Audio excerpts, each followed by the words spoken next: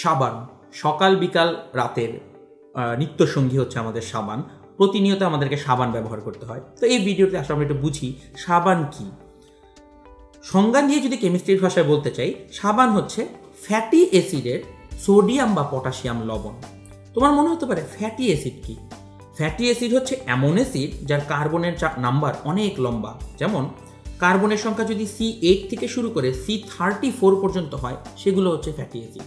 যেমন তোমাদেরকে বলি, ধরো C17H35, তারপরে COOH।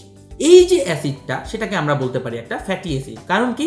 এর লেন্থ এর কার্বনের লেন্থ হচ্ছে অনেক বড়।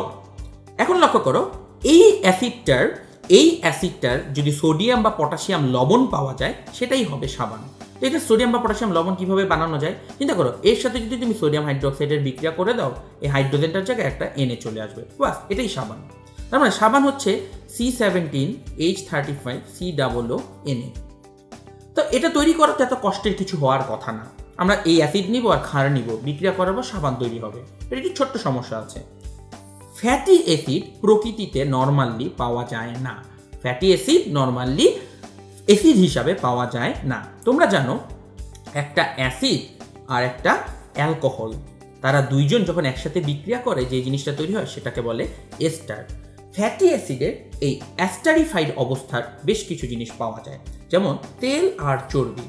তেল আর চর্বি হচ্ছে এক ধরনের এস্টার। এই এস্টারগুলোতে দেখো ফ্যাটি অ্যাসিড অংশ আছে। তাকিয়ে দেখো C17H35 অর্থাৎ এখানে তিনটা ফ্যাটি অ্যাসিড একটা অ্যালকোহলের সাথে যুক্ত, যে অ্যালকোহলের তিনটা OH গ্রুপ আছে। তো এই জাতীয় যৌগকে বলা হয় থাকে তেল বা চর্বি।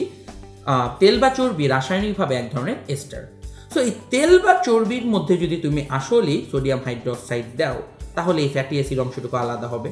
দেখো এখানে তিনটা ফ্যাটি অ্যাসিড আছে, তাহলে এখান থেকে তিনটা C17H35 COOH আসার কথা। এখন কথা হচ্ছে, চিন্তা করে দেখো, ক্ষারের উপস্থিতিতে বিক্রিয়া করতেছে সোডিয়াম হাইড্রোক্সাইড, তাহলে এই হাইড্রোজেনের জায়গায় ক্ষারের সাথে বিক্রিয়া করে এখানে চলে আসবে Na। তাহলে C17H35 Na, যেটাই হচ্ছে তোমার সোপ বা সাবান। এখন লক্ষ্য করো, একই সাথে আর কি তৈরি হওয়া উচিত? তুমি এই এতটুকু অংশ থেকে অ্যাসিড তৈরি করে ফেললে, তাকিয়ে দেখো বাকি অংশটা থেকে যাবে না? বাকি অংশটা হচ্ছে CH2CH অর্থাৎ একটা প্রোপেনের তিনটা কার্বনই তিনটা হাইড্রোক্সিল গ্রুপ যুক্ত। এই যৌগটাকে বলা হয়ে থাকে গ্লিসেরল বা গ্লিসেরিন। তোমরা যে গ্লিসেরিন ব্যবহার করো, সেটাও এই তেল বা চর্বি থেকে ভাঙলেই পাওয়া যাবে। তাহলে বোঝো, তেল বা চর্বি নিয়ে সোডিয়াম হাইড্রোক্সাইডের সাথে বিক্রিয়া করলে তার অ্যাসিড পার্টটা আলাদা হয়ে যায়। সেই অ্যাসিড পার্ট ক্ষারের সাথে বিক্রিয়া করে লবণ বা সাবান তৈরি করে, আর অ্যালকোহল পার্টটুকু গ্লিসেরিন বা গ্লিসেরল হিসাবে আলাদা হয়ে যায়। তাহলে যেই বিক্রিয়া সাবান তৈরি হবে, সেই একই বিক্রিয়ায় গ্লিসেরিনও তৈরি হয়। তাই সাবান উৎপাদনের যে কারখানা, সেখানে সব সময় একটা বাই প্রোডাক্ট হিসাবে গ্লিসেরিন পাওয়া যাবে। সো তোমরা চিন্তা করে এখন মনে হতে পারে যে কোন সাবানটা বেটার, তেল থাকলে সেই সাবানটা বেটার না চর্বি থাকলে বেটার?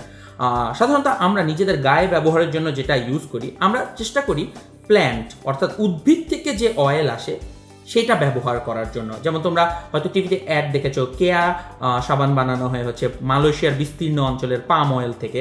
সো প্ল্যান্ট থেকে আসা সোর্সের সাবানগুলোকেই আমরা ভালো সাবান হিসাবে ব্যবহার করে থাকি।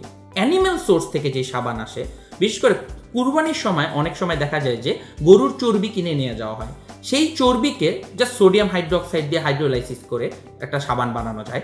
সেই সাবানগুলো হচ্ছে খুব লো কোয়ালিটির সাবান, যেগুলোকে তোমরা কাপড় ধোয়ার কাজে বা অন্যান্য কাজে তোমরা ব্যবহার করে থাকো। সো মনে রাখবে, সাবানের কোয়ালিটি ম্যাটার করে হচ্ছে এই তেল বা চর্বির সোর্সের উপর ভিত্তি করে। কিছু জিনিস ফান ফ্যাক্ট হিসেবে মনে রাখো, সাবান হচ্ছে আসলে এক ধরনের লবণ, এটা ফ্যাটি অ্যাসিডের সোডিয়াম বা পটাশিয়াম লবণ, আর তেল আর চর্বি হচ্ছে এক ধরনের এস্টার। তো এই পুরো বিক্রিয়াটার নামই হচ্ছে সাবানায়ন বা সাপনিফিকেশন বিক্রিয়া, যার বাই প্রোডাক্ট হচ্ছে গ্লিসেরিন।